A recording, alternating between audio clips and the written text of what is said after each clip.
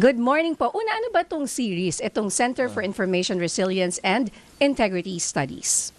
Ma'am, ano po kami, no? Isang maliit na specialized na independent non-profit kami. Essentially, watchdogs kami against disinformation, misinformation, and malign influence. No? Essentially, yung masama o mapanirang impluensya ng mga ibang bansa sa ating lipunan. Ayan. At paalala natin sa ating mga kababayan, ano po ba itong 2016 South China Sea Arbitral Ruling? At bakit po natin ito ginugunita? Ito ba yung 9-dash line? Ay, actually, ito pong ruling na to yung nagsasabi na wala pong Nawala. basehan yung 9-dash line. Nawala. Na minsan ni 10-dash at minsan ni 11-dash line. Naging 15 Nag-iiba-iba pa nga pa. ata. Diba? Depende ata sa gising nila yun. Ganon. So yun na sinabi natin, nanalo tayo doon. Pinaghirapan po natin yan. So, bakit po sinasabi ito ng National Maritime Council na ito pa rin ang pinakamatibay na kalasag laban sa pananalakay ng China sa West Philippine Sea? Well, ma'am, kasi itong award na to, essentially isinasaad nito yung ating karapatan over yung ating 200 nautical mile exclusive economic zone, yung which is yung sa portion ng South China Sea na tinatawag nating West Philippine Sea. So parang itong final legally binding award na ito sinasaad nito na sa Pilipinas to, para sa Pilipino ang yamang dagat, yung mga sources ng enerhiya doon po na matatagpuan doon, and para sa exclusive enjoyment ng Pilipino at bansang Pilipinas. Kumbaga ano po yan, titulo yan eh. Kumbaga, dokumento yan, legal document na nagsasabi na inyo yan, atin yan.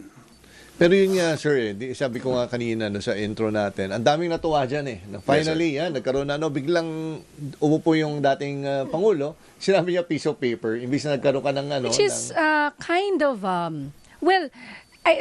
mali yung sinabi niya. Mali Pero yung talaga nakikita nating pagkilos ng mga ships dyan sa West Philippine Sea, kung paano nila atakihin yung ating mga kababayan.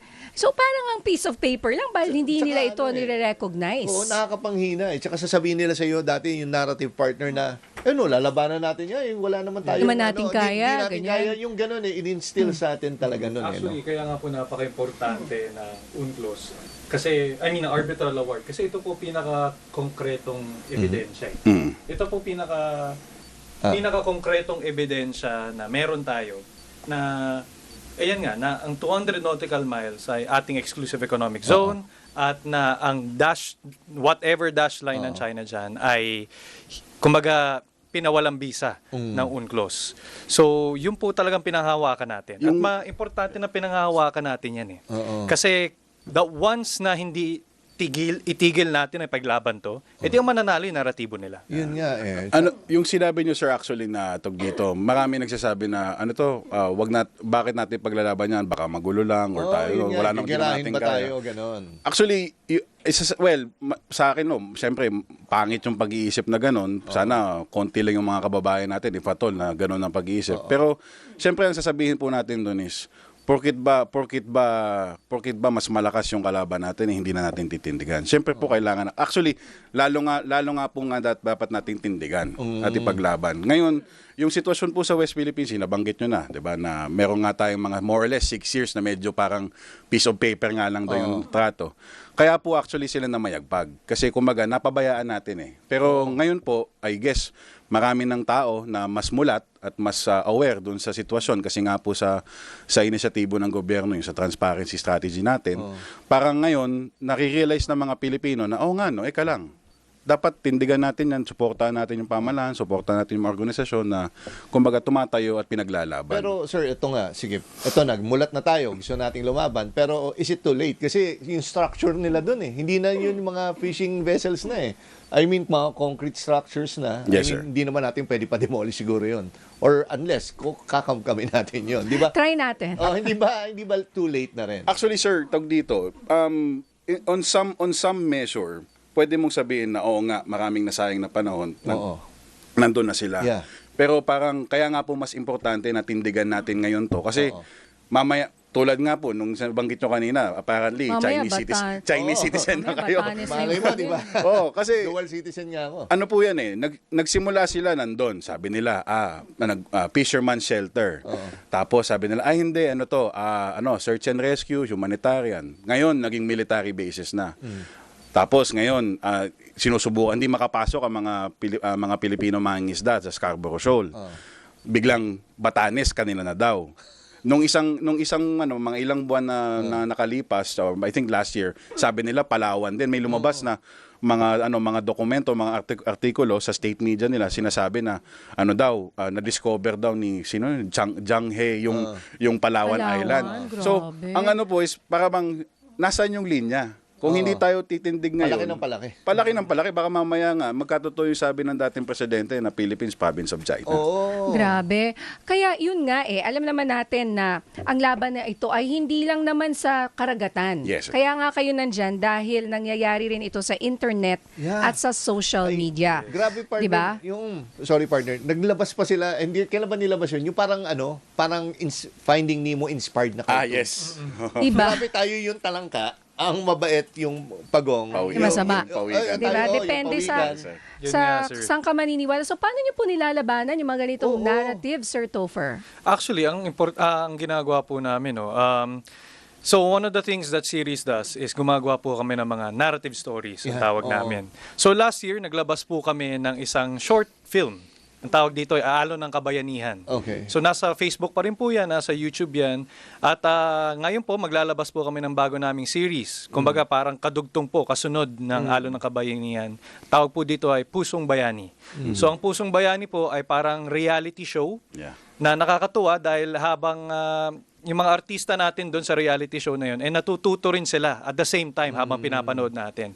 Dahil nakakausap nila dyan yung mga mangingisda na nandun mismo sa West Philippine Sea, mga frontliners natin, pati mga conservationists natin. And- Okay, so, Sino mga kasama dito sa pelikula na to? Ano ba to? Or show? Ano po siya? Series. Okay. Hindi yung pangalan namin, ma'am. Okay. Series na. Series ng series. Ilalabas po namin this August.